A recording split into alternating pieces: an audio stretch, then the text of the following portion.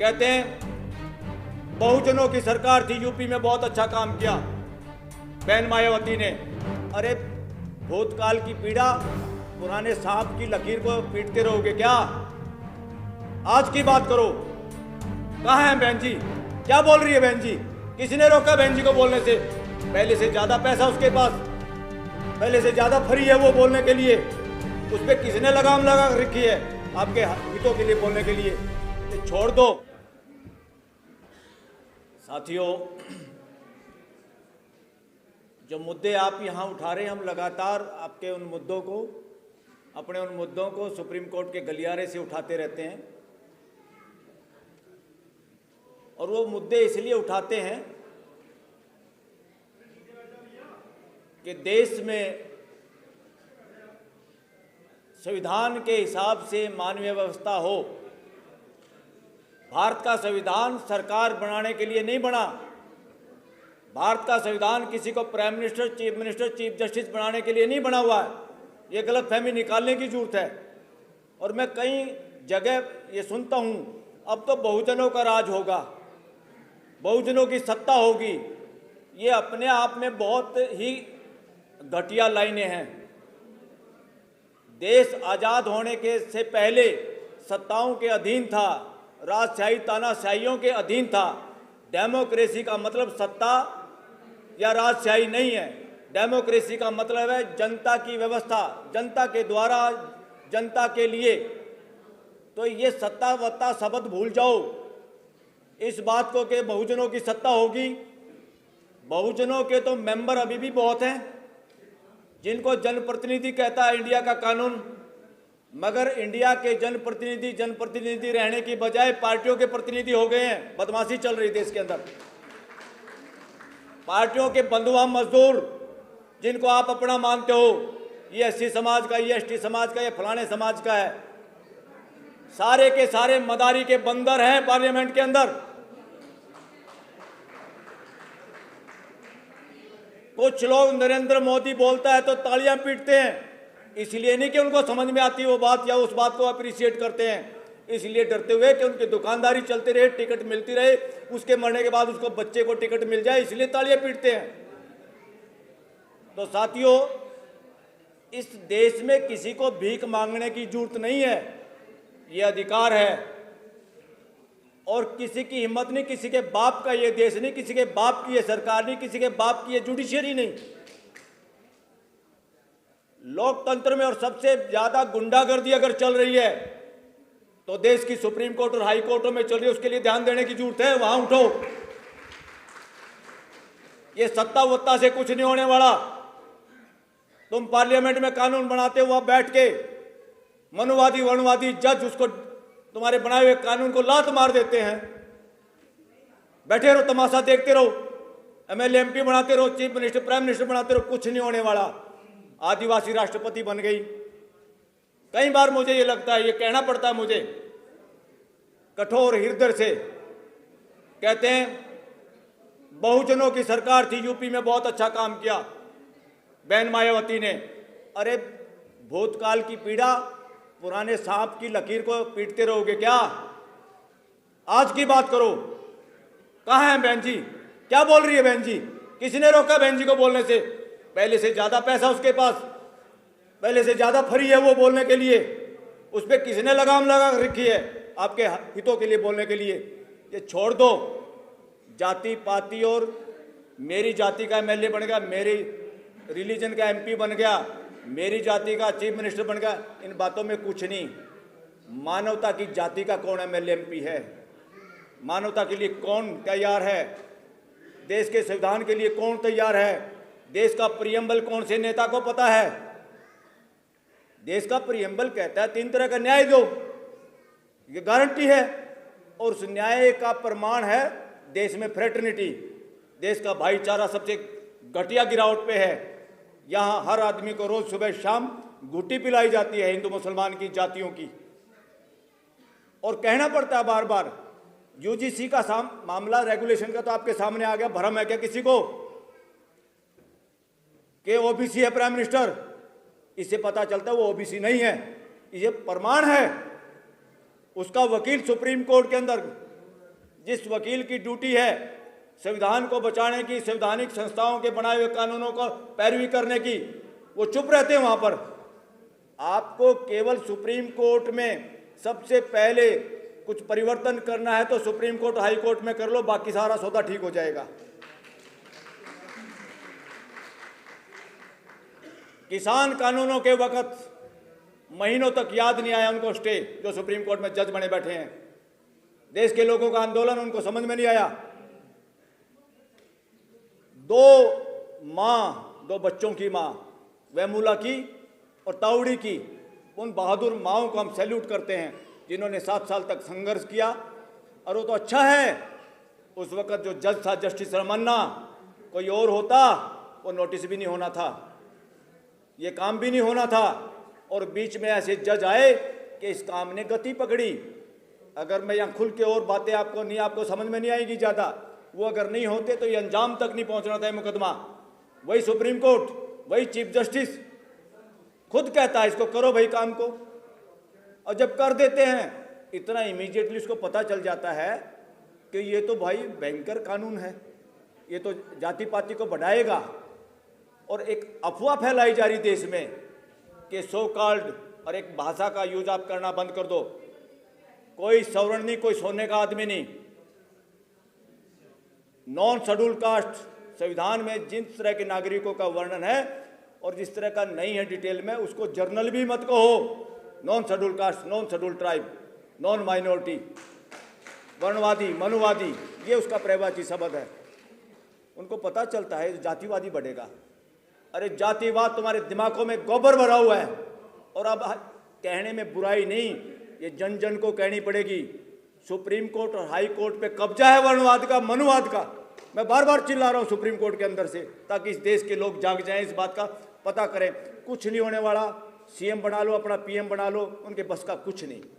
आज जो पीएम बैठा है उसके बस का जब तक है, अगर कोई बंदर मदारी के इशारे से तमाशा दिखाता रहता है, उस बंदर को भुगड़े से देता रहता है मदारी। जिस दिन आरएसएस का एजेंडा के खिलाफ चलेगा प्राइम मिनिस्टर या कोई सीएम योगी, इन दोनों की दुकानदारी 1 मिनट में फेल हो जाएगी। ये कहीं के नहीं, ये सारा दारमदार ये है कि वो इनसे गलत काम करवा रहे हैं, गलत एजेंडा, कंपटीशन है इनके अंदर। कौन ऐसा बयान दे सकता है, कौन ऐसी नफरत की बात कर सकता है जो आरएसएस के एजेंडे पर खरी उतरती है। जब जाके ये लोग प्राइम मिनिस्टर हैं, जब जाके ये मुख्यमंत्री हैं, इसके अलावा इनकी कोई औकात नहीं। देश में 100 आदमियों में से पूछो कि किसको भाईचारा चाहिए, किसको नहीं चाहिए। ये देश की आखिरी लड़ाई है आज़ादी के बाद, और ज़रूरी लड़ाई है। ये लड़ाई है इस देश के अंदर। मैं कह रहा हूँ कोई मुगलों का राज नहीं रहा, कोई अंग्रेजों का राज नहीं रहा।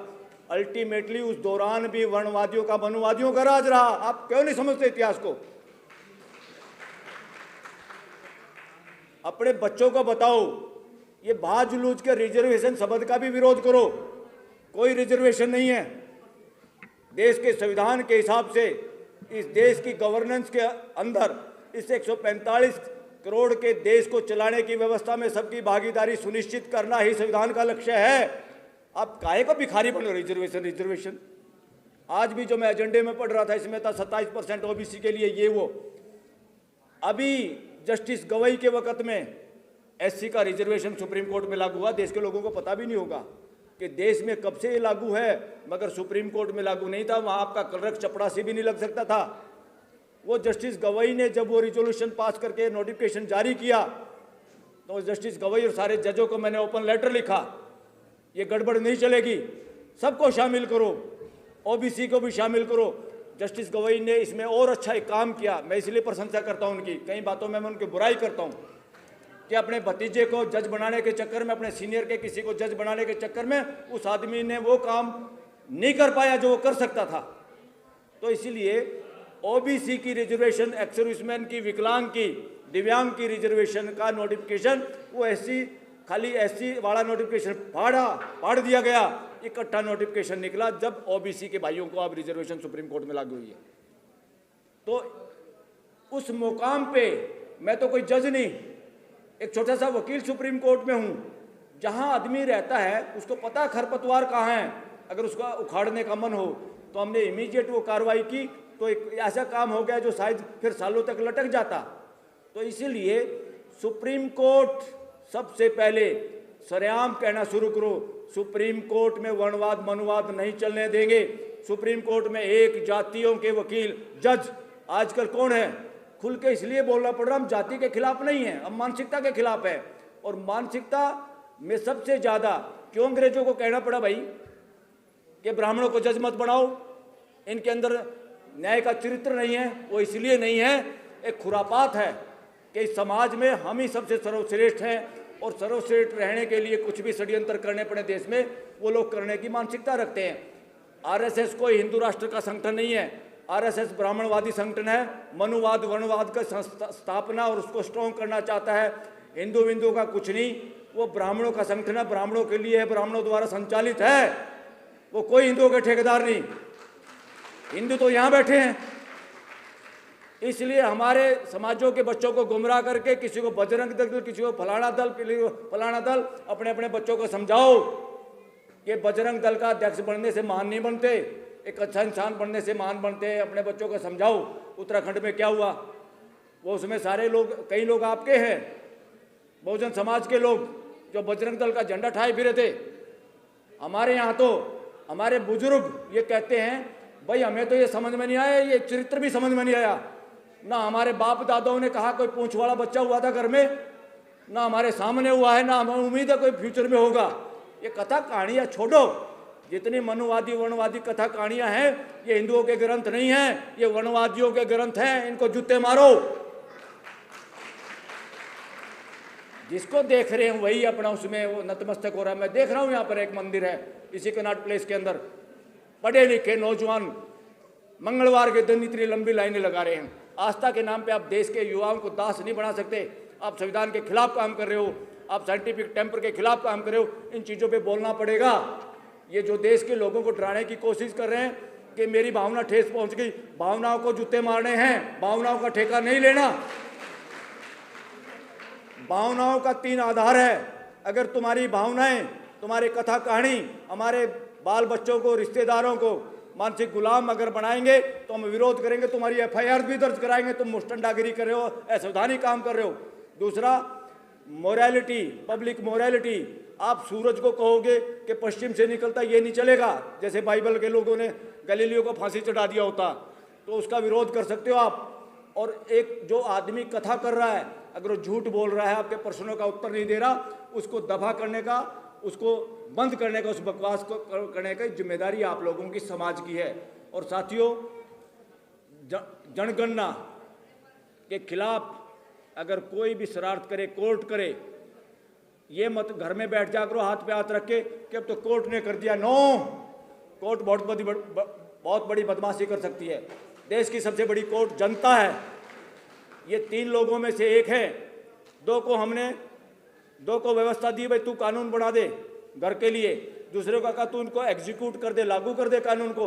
तीसरे को हमने 10 फुट के टावर पे बिठा दिया। आप देखते हो जजों को, जज कोर्ट में ऊपर बैठे होते हैं, उनको हमने 10 फुट ऊपर बिठा दिया कि तुम दोनों को देखते रहो, कोई चोरी ना करे, मक्कारी ना करे, बदमाशी ना करे। और नीचे वालों ने क्या बदमाशी करी? आफ्टर रिटायरमेंट की रिश्वत डंडे में पकड़ा दी उसको 10 फुट ऊपर ले जाके।